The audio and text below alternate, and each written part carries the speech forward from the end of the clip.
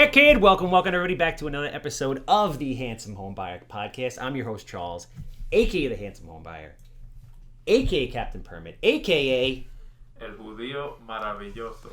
Thank you, sir. I have to take a quick moment out to talk about how Matt and I were apart for the last 2 weeks. It didn't seem like it because we stack these things up, and Matt's great, and he does all my social media, and he puts all my YouTube stuff out there, and I look like I'm always there, even though I was in Italy for the last 9 days, which was amazing. So Italy's amazing for a number of different reasons. A, it's the only place that you can go to and eat all day, every day, come back 8 pounds skinnier and shredded.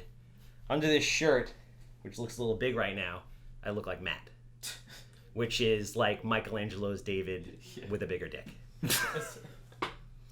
So, actually with our guest today, I want to talk about the importance of vacation, because I never take vacation, and I did, and it's a really life-changing thing. So Matt, I want you to know in front of everybody who's listening that I love you, and I missed you, and it just, something in the universe felt off the last 2 weeks when we weren't together.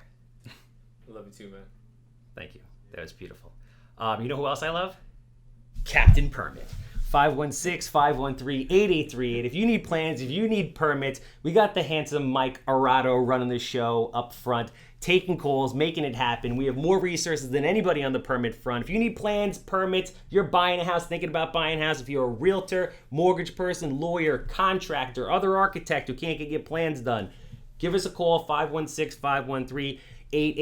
If you have a house that smells like cat pee, is dated from the 1960s, has 6 inches of mold on the wall, development sites, land, you name it.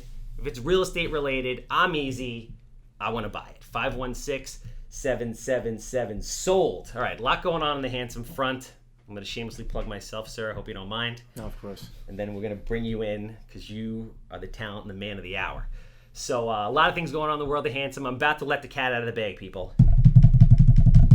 You know that I've been talking about big real estate development opportunity. I've been hinting at it. I couldn't let the cat out of the bag. We didn't have the contract wrapped up, but we do have the contract wrapped up, and I'm about to give some specifics now. Maddie and I are going to be working with this organization to put together a bunch of video footage to show you guys exactly the process and document how we put a massive real estate deal together. So I have an agreement with the Oceanside Jewish Center, which is on a 4-acre site. I'm going to be purchasing roughly 2.5 acres of that site, and we're going to be building a massive development there. I am not going to, again, let the cat completely out of the bag, but over the next few weeks, we're going to be having meetings with the local people, with the Kiwanis Club, with the Chamber of Commerce, and we'll be pitching a number of different concepts, and we're going to do what no other developer does, because that's what we do on The Handsome Show. We're going to ask for feedback, and we're essentially going to let the people get involved in the creative process to add value, to put what they want to see in their town. High five on that.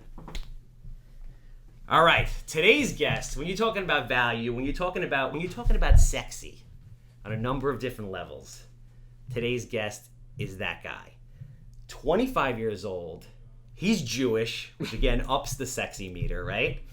And he still has a good head of hair, which is very rare. No, I'm losing a little by little. Are you? Now, yeah. Let me see the top. Top right here. Nah, that doesn't count, dude. It's coming, I'm telling you. That doesn't count. He's a businessman. He's a high-powered guy. He's a restaurateur. He's a hustler. He definitely doesn't sleep. I didn't think there was many people that worked more than I do. I'm probably going to guess that he does. He's the owner of Boulevard 25, which is one of the top 10 hottest new restaurants on Long Island. I went there. That's where I met him. Center Cuts, which is a very high-end butcher shop in Roslyn, which I've heard unbelievable things about. Justin Aronoff. Thank you, sir. Good to have you here. Thank you very much. What do you I didn't know about the Italy trip at all. Dude. You left that out of the conversation. Italy, because we were going at, you're pumping me up right now. I love Italy. I've been 3 or 4 times, actually, when I was growing up. I haven't been in a long time. But, Where'd you go? Rome. I've been to, what is it on the water? Venice. Okay. I've been to Rome twice and Venice twice, actually. So. And then countryside, what is it? Sicily. Okay. Yeah, been so all over. You work like a crazy man. Yes. That's why I haven't been back. So that's what I was going to ask you. I'm 39, you're 25. Yep. I've basically worked for like the last 15 years, especially I've been in real estate for 5. So I've been working like a crazy man in real estate, no real vacations. Do you take vacations or not? This summer I didn't really because of the opening of the restaurant. Last summer I was able to escape for a good week, but that last year that week was like the first week I was able to take in probably like 2 years, I'd say. But you take what you can get. You know, it's like if I have a weekend available and I'm able to escape, I escape. If I can't, you can't. You know. The interesting for me was like how I completely underestimated how important vacation was. Like I took 9 days off, which is the longest vacation I've had in 15 years. Mm-hmm. I slept, I ate, I had shitty cell phone service, and I was like, you know what? Usually I'm panicked and freaking out. I was like, I threw my hands up and I was like, I have a great team. Just as long as nothing burns down, I'll deal with it when I get back. And it was a game changer for me. Of course, within 2 hours of being back, the stress level went from 0 to 1,000,000. Mm-hmm. But I just think it's really important for people to go out there and take a vacation, even if it's a couple days, 2-3 days, like you said, and recharge. Because as entrepreneurs, we can get all caught up in Definitely. go. Yeah, when I take a day, I love shutting down. You know, I have great guys at the butcher shop, great guys at the restaurant, so I feel confident. Of course, am I panicking all day long? Am I checking the cameras? Am I calling up? Yes, but that to me is shutting down. not being there and being home and just doing it from a mobile. Yeah, no, it makes sense. So there's a ton of stuff I want to talk to you about. If everybody out there, we don't really know each other. I went to Boulevard 25, which I heard was amazing, and it was amazing. Thank you. So the steak sandwich. Let's talk about the steak sandwich for a second before I dive into everything else business-wise. Now, I don't usually get a steak sandwich because when you get a steak sandwich, it's skirt steak. You bite it, and it's kind of like chewy, and you have to do one of these. You know what I mean? Yeah. No, we use a prime New York strip steak. We slice it pretty thin. I prefer when it's cooked medium rare. And it comes out great. It's a great cut. Strip versus skirt they're two completely different cuts of beef, but that's why we chose it. So the strip steak sandwich has been a huge hit so far. You can't believe him because obviously it's him, but you have to believe me when I tell you that it's like heaven in your mouth, right? So like, I bite into the strip steak, I bite into the sandwich, and the steak melted. I'm going back to that place. I'm looking away from you because I'm going back to that place right now, and it melted in my mouth. It was amazing. So in that moment, that is the only steak sandwich in my 39 years of existence that was ever, forget about good, amazing. We make a good one at the butcher shop too. At the butcher shop we do a steak and cheese, it's called, and that's steak tips. It's a sirloin steak as well, cut up into nice smaller pieces, and then we also make a homemade Philly cheesesteak, a real Philly cheesesteak. Yeah, real Philly cheesesteak, prime ribeye steak. Shaved paper thin, sauteed, chopped up, American cheese, peppers and onions. Oh, look at the look on Maddie's face right now as he rubs that little. Where is this place? This is right in Roslyn. So let's. You're really young. You're 25 years old. Yes. So I want to delve into I was fortunate to get into business very young too. I opened up a body shop franchise called Mako. You know, Better Get Mako on TV. They have like 500 of them across the country. Maybe it's possible. Okay. Yeah. I'm not offended. It's a collision shop. We do a lot of paint work, right? So we paint a lot of taxis, buses, etc. You still do? No. I sold that. Okay. I ultimately sold that to go into real estate. Got it. So I opened one in Hempstead when I was 24, excuse me, and I had that for 10 years. So I was in business at 23, 24. You were in business at 18. No, I was 19 when I signed the lease. I stand corrected. Yes. It's not a big difference, but still very, very, very young. I mean, very, very impressive. And the restaurant is a new thing. It's been open 7 weeks, and it's a huge hit. But you started out in the butcher shop business, which is, I mean, how did that come about? How did you get into the butcher shop business? I've been working in restaurants, delis, butcher shops since I'm about like 14, 15 years old at the Nautilus Cafe, which we discussed in Freeport. And I started working summers there. Then I started working year-round restaurants, butchers, delis, like I said.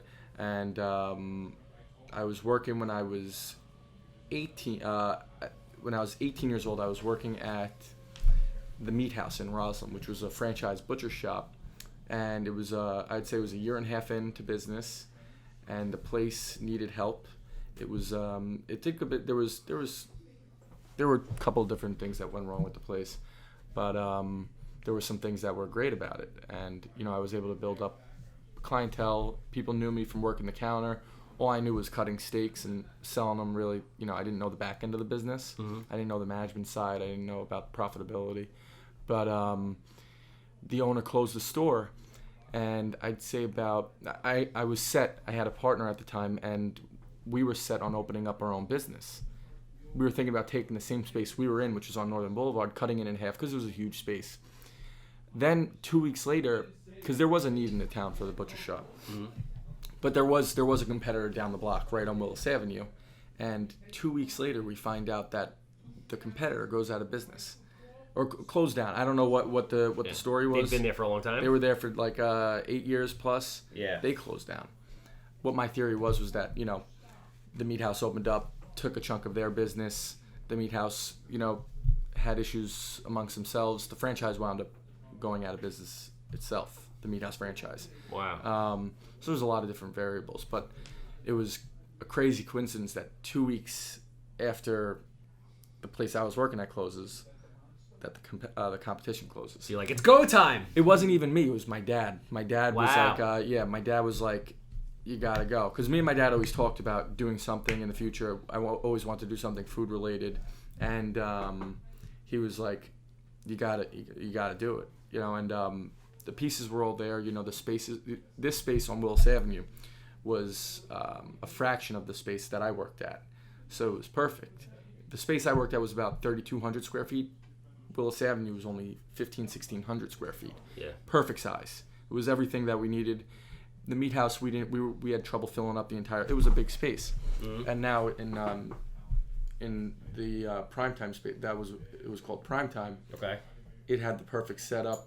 It just we cleaned it up a little bit, and opened up within 2 months of signing the lease. Wow. That's how it was ready to go. Because it was ready to go. It was ready to go. I mean, don't get me wrong. We did a ton of work to it. Yeah. A ton of work, but we did it in a very quick amount of time. I got a similar situation with the Mako. I was very lucky. There was a Mako there before, and it went out of business. It's been out of business like 10 years. And my father found it, same thing, and he's like, because he owned another Mako in Brooklyn, and I was like, I didn't really want to grow up personally at the time. And he's like, listen, you'll never get this opportunity to open this up. It's going to cost us next to nothing. It's ready to go. That's the exact same situation. It was built out. And in restaurants, especially in butchers, in the food industry, refrigeration. Kitchens, the hood, it's a pretty penny.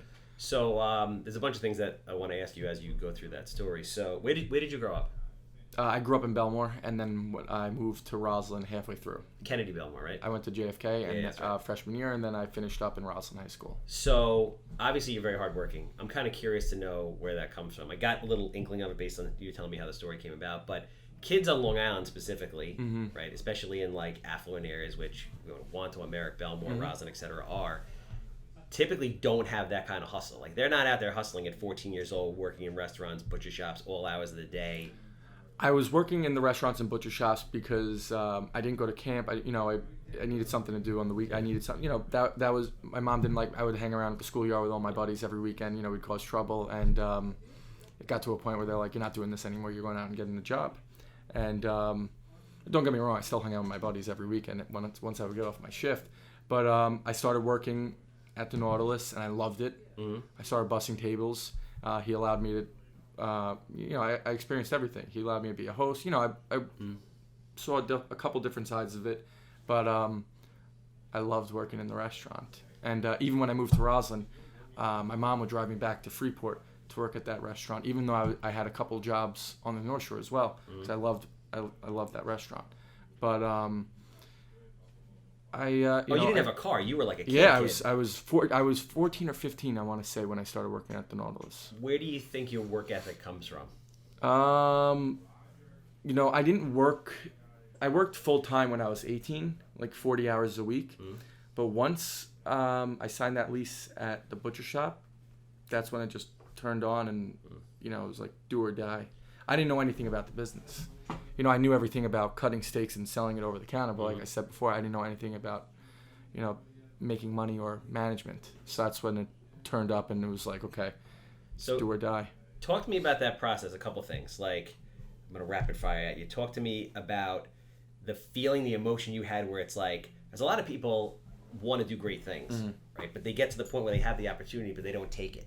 So talk to me about like the feeling and the process of you taking that leap at a very young age, and then they don't teach you any of this shit anywhere, like in school. I mean, management, payroll, profitability, No, P&Ls, none of it, etc. and I didn't know any of it, and it showed in the first couple of months. Customers were coming in week 2, the case wasn't filled up. The food wasn't there. The prepared foods weren't there. The steaks were like half filled. I was like, holy cow. Staff I was hiring and firing, and one after the next. I couldn't get it down for a guy to whatever it would be in the kitchen doing prep, or a guy outside cutting steaks. It was very difficult to land and get myself a team that I was able to build with. But to get there, it took, I would say, probably like 6 to 8 months just to get like my first round of guys, which then I probably flipped over another 2 or 3 times. Yeah. To get to like the core that I have now. But it was definitely it was the craziest thing in my life, especially when my accountant came in month 2 or 3, and he goes, sales are great. He goes, but you're not making money, and it was like an eye opener. I was like, holy shit, because I was working 80 minimum 80 hours a week. I would say probably closer. I'd say it was 80 hours, and then once I found out that we weren't making money, it turned up to, I'd say 90. We were working 100 hours a week, and that went on for like the first. I didn't have a day off for like the first 6 months, and then I'd say my day off was probably like the last 6 hours of the day, because we would get there at 7 a.m. to fill the case, and then we would be there till 10 p.m. to 12 a.m. some nights. Not some nights, I would say majority. I would say minimum 5 days a week. And it was, then I had to figure out, all right, our cost, our what we're yielding, our payroll. I wasn't thinking about any of that. I was 19, and the partner, I don't have a partner anymore, but at the time he was 23 years old. We were young, and it was crazy. We didn't know anything about numbers. We didn't know anything about the whole back end to it. We knew how to cut steaks. We knew how to make it. When our case was filled up, it looked beautiful. Mm-hmm. That's how we were able to build our clientele. That's how we were able to get the people in the door.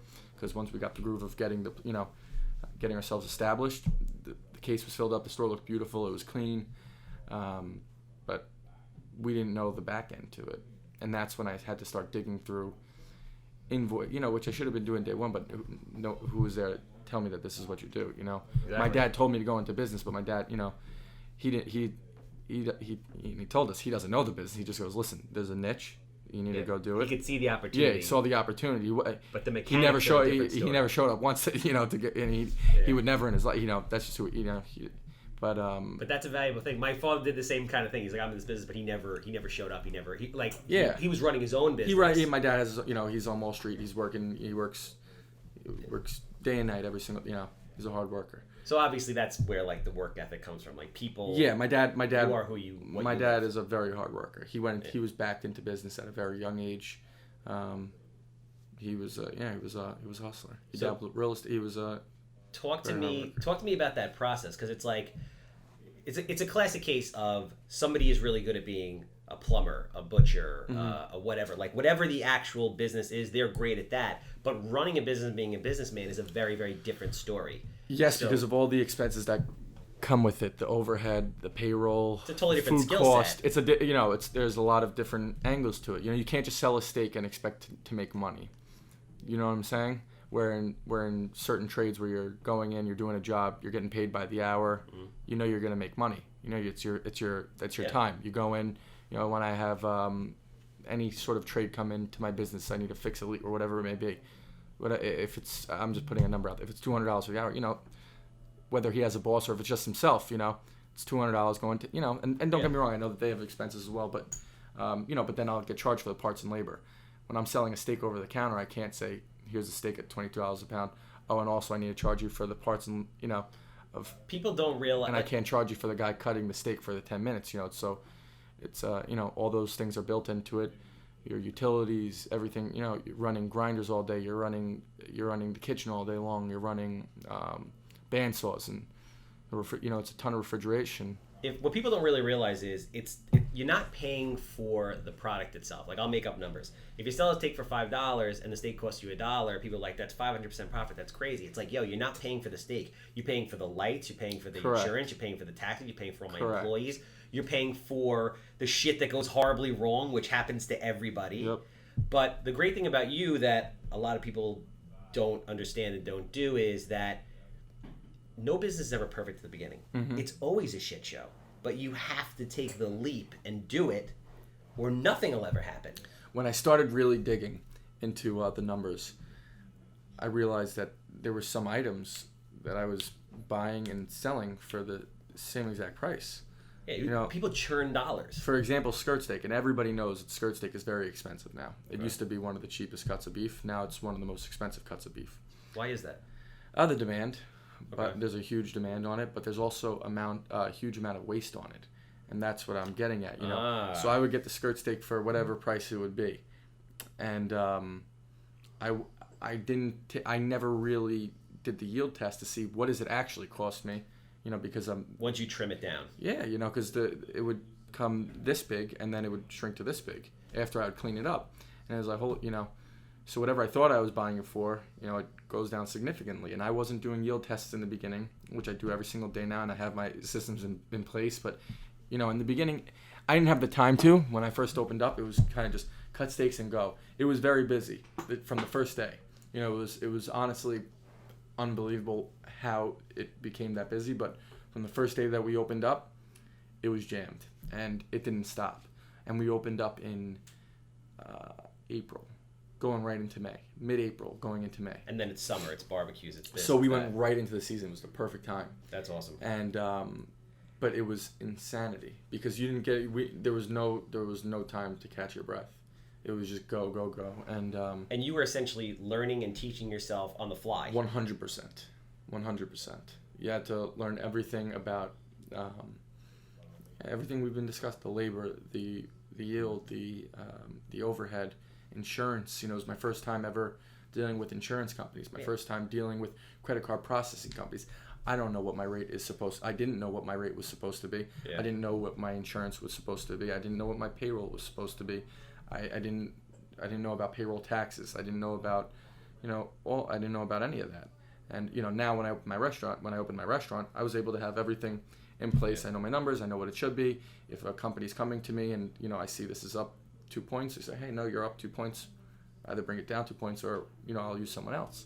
At that time, it was whatever you put at me, I was taking. It was like I needed it. And you didn't have the network at the time. I didn't have the network. I didn't know. I didn't know what the standard was. So talk to me about kind of like the soul of the butcher shop, because now you do catering. So I want to talk about that. So yeah, also. so that was a business that kind of just built itself. So I remember. Somebody came into the store. So at the meat house where I worked at, at the end of their run, they were there for like 3 years. At the end of their run, they built up a big catering business. They were doing events for 50, 100 people every weekend. I'd say 1 or 2 of them. I'd say year 2, somebody came into the butcher shop and handed me a menu. And they were like, you did this for me at the meat house. Could you do this for me here? And I looked at him and I saw the price at the bottom. And, immediately when he asked me, could I do it, I thought in my head, like, I have no idea what I'm doing. Zero clue. Then I saw the price. I haven't done a case. Then I saw the price. And I was like, of course I could do this for you. and I go home and I'm Googling. I'm talking to my chef. I'm like, how do we do this? Blah, blah, blah. I went out and bought a bunch of different platters, whatever I needed to, to stage this and make it work. And what's crazy is what I learned about the catering business. You make it, you make, there's no set of rules. It's whatever you want it to be. There's all different levels, all different qualities. But I completely did it on the fly. It went great. And I was able to get one after, there was 25 people, I'd say, at that party. I think I got one from that party. Okay. But then that next party was 50 people, and then... Snowball. And then all of a sudden, this weekend, I'm in business now almost, I'd say 5.5, almost 6 years now. And this weekend, I have 7 or 8 events all over Roslyn, Old Westbury. I do a lot in the Hamptons. I wound up buying a refrigerated truck that I send to the Hamptons every week. a huge chunk of my clientele. I'm in Roslyn, but the location I'm at in Roslyn is in the middle of when I actually took the space Willis Avenue, I was actually nervous. I thought that Northern Boulevard would have been better because Northern Boulevard's Northern Boulevard. Rents are crazy up there too. Like crazy. It is not cheap to operate there. Crazy. The comparison, it was night and day. The rent roll, but I didn't realize how good the Roslyn location was because you go a mile east, you're in Old Westbury. You go a mile west, you're in Manhasset. You go a mile north, you're in Port Washington. Maybe a couple miles north, you're in Port Washington. You got Brookville right around the corner. You got East Williston a mile south, and you're in Roslyn. And I didn't realize that there's all these different neighborhoods. So my clientele, on any given day, there's probably like people. When you go to a neighborhood place, it's usually people from the town, but there's people coming in from 15, 20 different towns every single day. Well, it's also it's a testament, and this is what I want to kind of dig into also. It's a testament to the quality of what you have. Like when you went into this business, when you set it up from the beginning, where you're like, all right, my mission is to go out there and find the best cuts of beef. We knew quality. That's one thing that the meat house definitely provided was, that's where we were able to learn where you purchase the best cuts. And that's something that we definitely carried over there was the quality from day one. And our chef from day one brought in which still, to this day, the guy that opened up the shop, his recipes still, the quality he brought in was top of the line for the kitchen side. Because we have a whole prepared food section as well. Okay. It's half butcher, half prepared foods. Then I do sandwiches, like I said before. There's produce, little snacks and beverages and whatnot. But we knew the quality right off the bat. So let me ask you, I'm going to get the restaurant in a second. But in regards to the butcher shop and the butcher shop industry, and it's very smart how you transitioned. Where do you see the future of you in the butcher business or the butcher business in general? I love it. That's like my that's like home base for me. I'm growing the catering. That's something I'm working on. Continuously growing the catering. Now I'm doing cocktail parties. Doing carving station. I'm doing much higher end events. Or when I said that when I started 4 years ago, it was barbecues. That first party I was talking about that we did, the second year in business. Yeah. That was like a traditional barbecue, and that's what it started out as. Now I'm doing high-end cocktail parties. I'm doing, tented parties in backyards, rehearsal dinners, engagement parties. You doing weddings and stuff yet? I have one booked for next summer. Wow. But first one? First one. Wow. I've done a bar mitzvah. Working on booking a couple more, but yeah. So you own Boulevard 25, which obviously, as we talked about, has the best steak sandwich among other things. It was amazing. The place is sexy as hell. Thank you. The location is great. It's right by the Americana. I was curious to know, like, the guys that work there, are they all your friends? No. I everybody there was. I brought a couple guys from the butcher shop in the kitchen. Okay. But everybody else, our general manager, I took a hospitality course with. When I opened up my butcher shop, I took one hospitality course. Nice. And that's where I got my general manager from.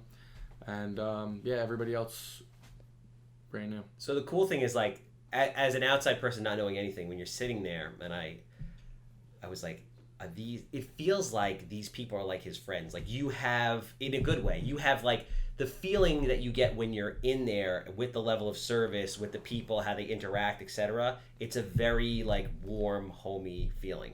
Got very lucky with the staff opening up.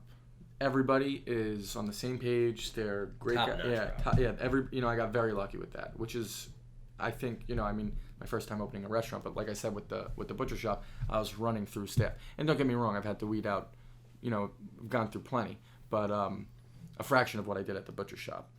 But I got very lucky with this first round, especially, both the front of the house and the back of the house. We got a great team right now.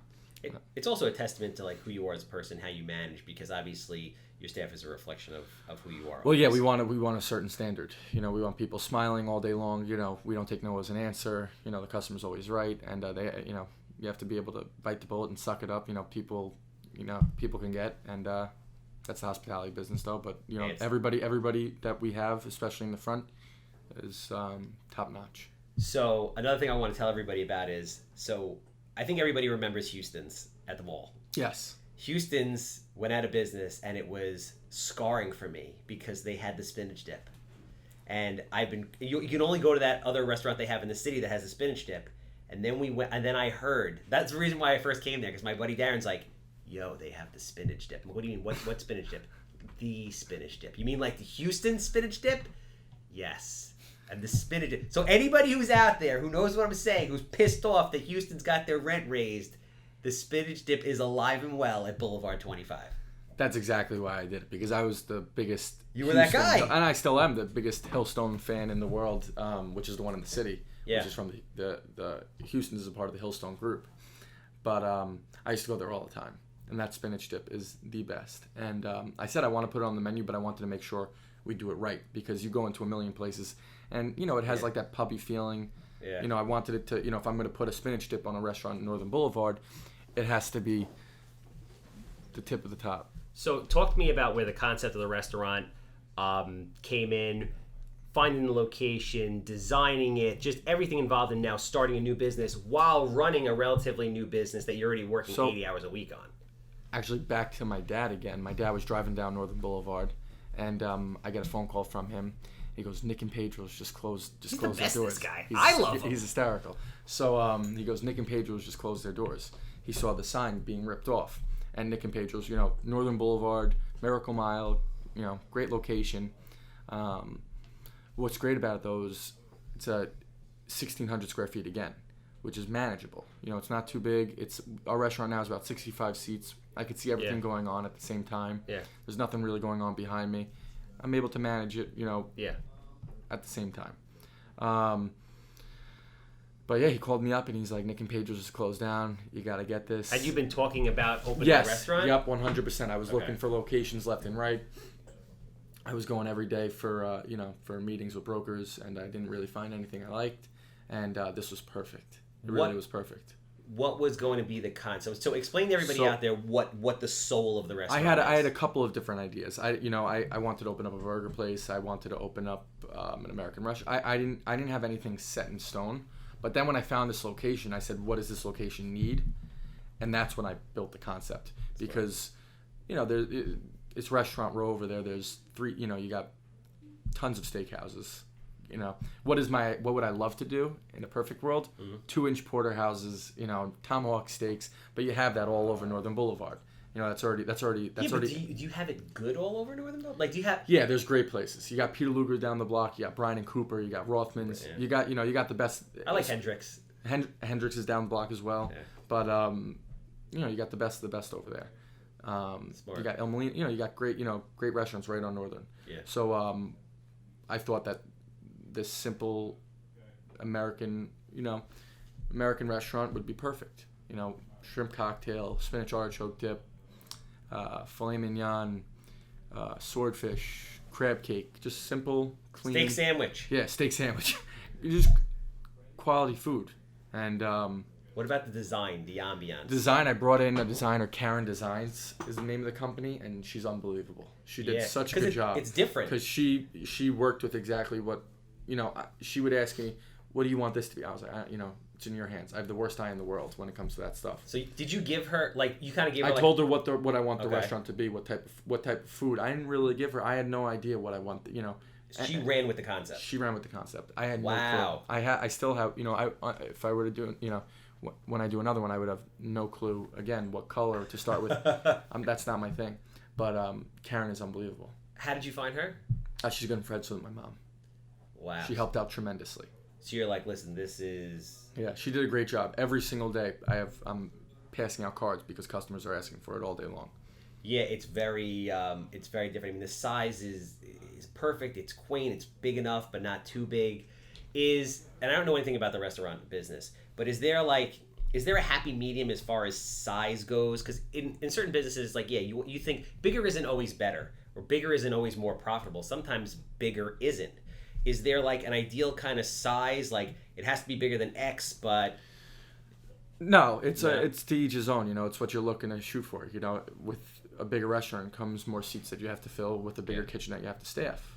With a more front of house that you have to staff. But when you fill it, comes higher sales. Do I wish I had an extra 20, 30 seats? Yes, the restaurant's, knock on wood, it's been very busy. Yeah. It's small, so it fills up quick. But I definitely wish I had another 20, 30 seats. That would have been ideal for me. I don't want to overextend myself too much where people are like, why do you go too big? But I think an 85, 90 seat restaurant would have been perfect. Like I said, I'm about 65 right now. Talk to people about the restaurant industry in general. The restaurant industry is a very sexy thing, right? But it is probably, if not, it's one of the hardest, if not the hardest business out there. Yeah, it's craziness. It is craziness. I'm lucky that I was able to start at the butcher shop, and that's where I got all the kinks out and was able to understand, like I said, all the numbers and all the staffing. You get spun in circles if you don't know what you're talking about, if you don't know where to purchase from, if you don't have the right people in place, if your eye can't pick out the right person. In the beginning at Center Cuts, I hired pretty much anyone that told me they had experience. I wouldn't really dive into it. I wouldn't check references. I wouldn't really. I would just let them go until they would either crash or burn or it would work. Now it's like I really take my time to hire the person that that I need for the job, because that's everything. The staff is everything. They're controlling it. Yeah. When you're going over to a table, that's not me there. That's a server, and they're a reflection of me. I'm not in the kitchen cooking the food, but they're still a reflection of me. And managing the training process, that's what I always tell people. I'm like, listen, it's ultimately, anything that goes wrong in any of my businesses, even if I'm not aware of it because I'm removed, is ultimately my fault. 100%. So talk to me about your the training process, because when you're starting a new business, training is so important. Training is actually important all the time. Mm-hmm. The problem is when you're doing 3,000 different things, it's very hard to dedicate time to that. We went through a nice little training program at the restaurant. We got as ready as we could be. We did family and friends, training. We had people come in. When I say family and friends, I had people come in for mock dinners. We even did a big party before we opened up. But even with all that training and with that mock party and the friends and family, the second the doors open up, it's a complete different story. Friends and family come in and they're not going to be brutally honest, and they're not going to have a fire in their stomach when their food comes out wrong. Yeah. Day one, when you open up the doors and their food's cold, they're not going to say, "Oh, Justin, just next time, just make sure the food's a little warm." It's like, my food is cold.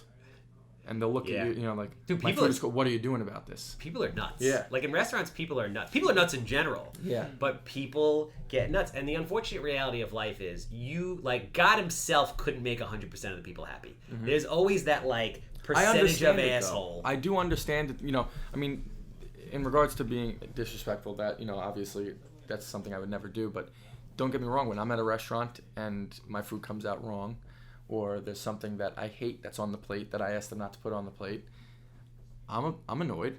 Everybody gets annoyed. But yeah, but you can be understanding. Yeah, but I'll be understanding. But will I be irritated? And holy cow! I told them 5 times. Do I say anything? No, because I'm in the business and I understand the pressure that he's under. He's working on 5 other tables at the same time. They're probably giving him a problem. So but I do.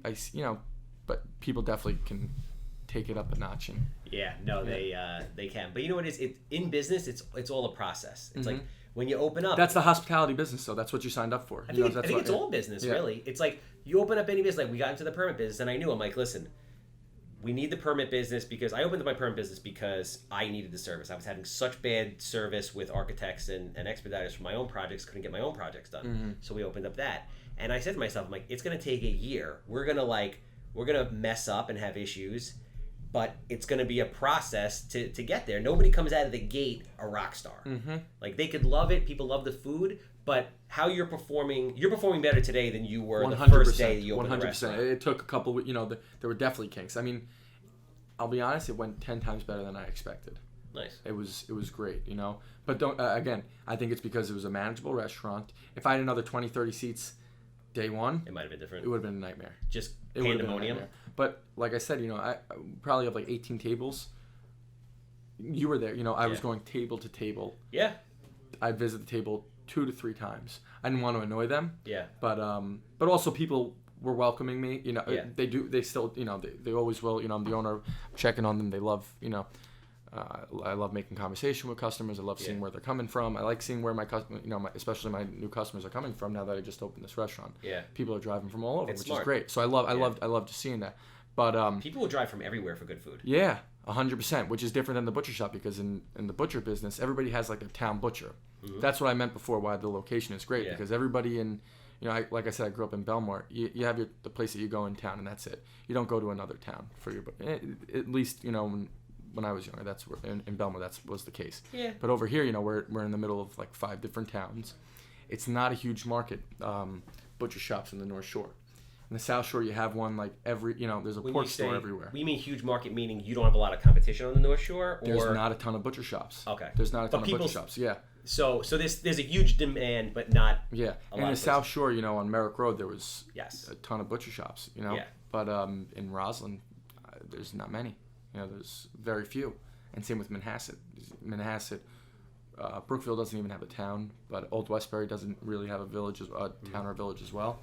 So it's definitely a niche business over there.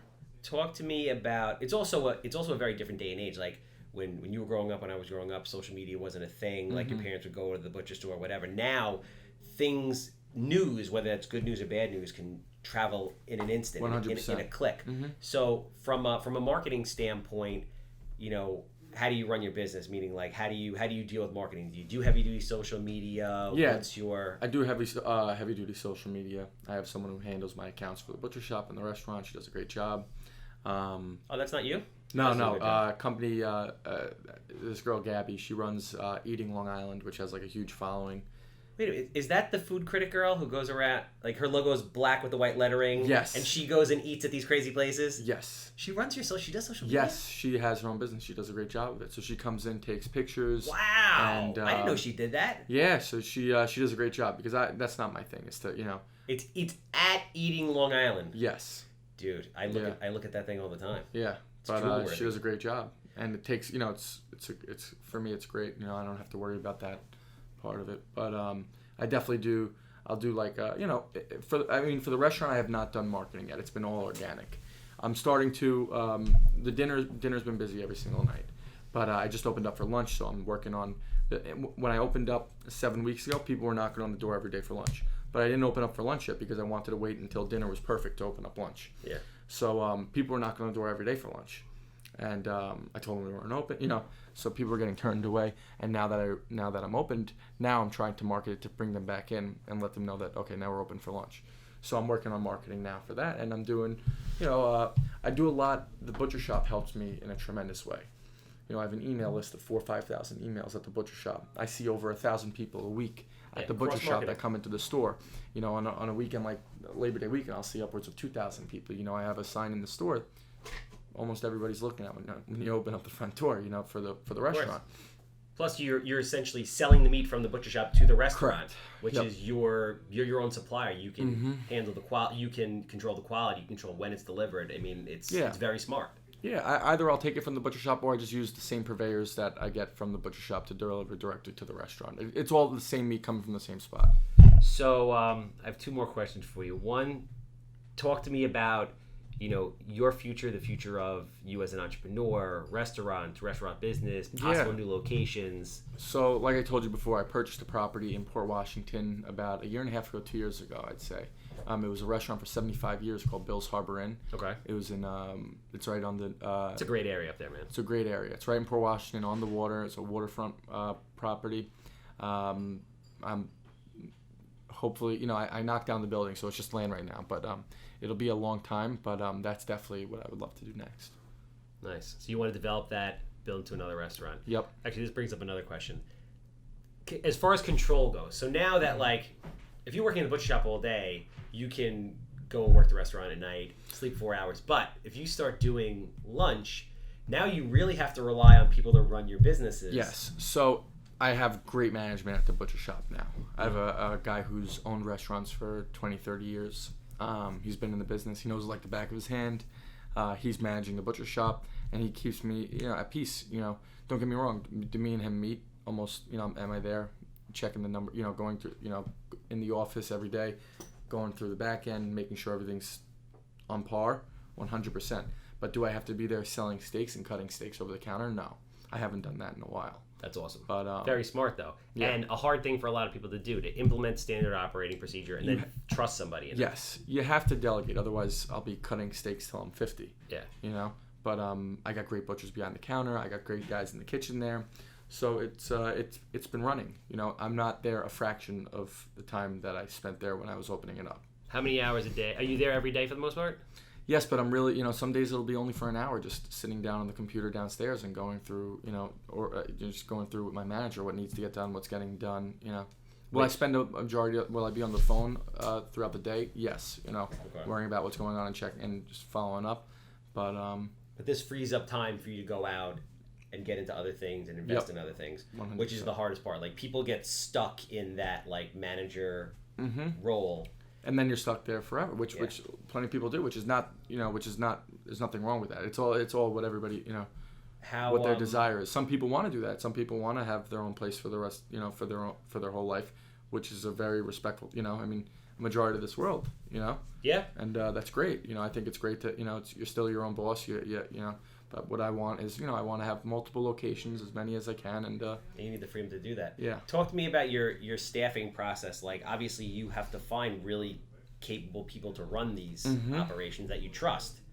So it's just, I mean, you utilize your network. How do you go about? Yes, I'll definitely utilize my network, because that's, you know, that's the easiest way. But I also don't like getting too close at that. You know, when you said the friends thing, I don't like going with friends. I don't like having close people in my life, because you never know what happens. You know, they show up late and then I'm telling it, you know, whatever it may be.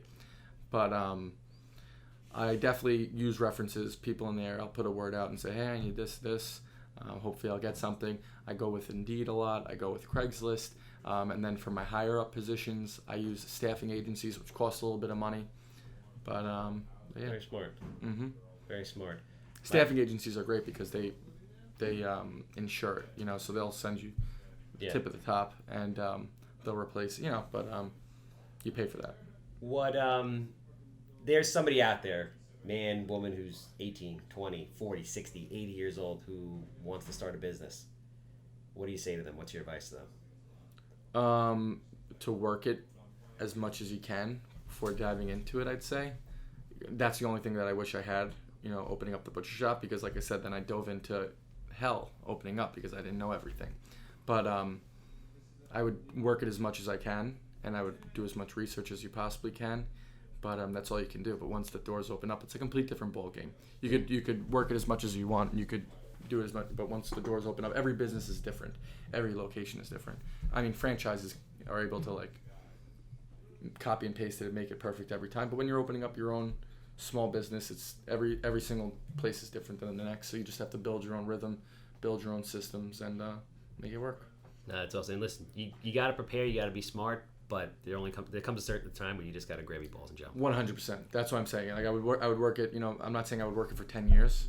I would work for a couple of years. But when you're there, utilize it as best as possible. Don't just be cutting the steak and selling it. You know, play with. You know, if it's a butcher shop, whatever it may be. You know, just grab as much as you can. No, that makes sense. Dude, you're the fucking man. Congratulations. Thank you very much. I'm so proud of you. How can people find you, follow you, read about the restaurant, address of the store? How do they... Yeah, I mean, Instagram's great. Center Cuts on Instagram, Boulevard 25 on Instagram.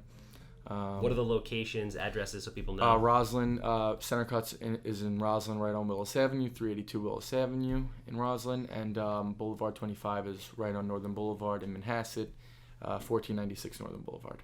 Awesome. Yo, thank you again for coming down. It's amazing. Again, if you have a house that smells like cat pee or a permit problem, you have a house that smells like cat pee, 516-777 sold. You have a permit problem, call Mike. He's the most handsome man in the permit business. I guarantee it. 516-513-8838. That's a wrap.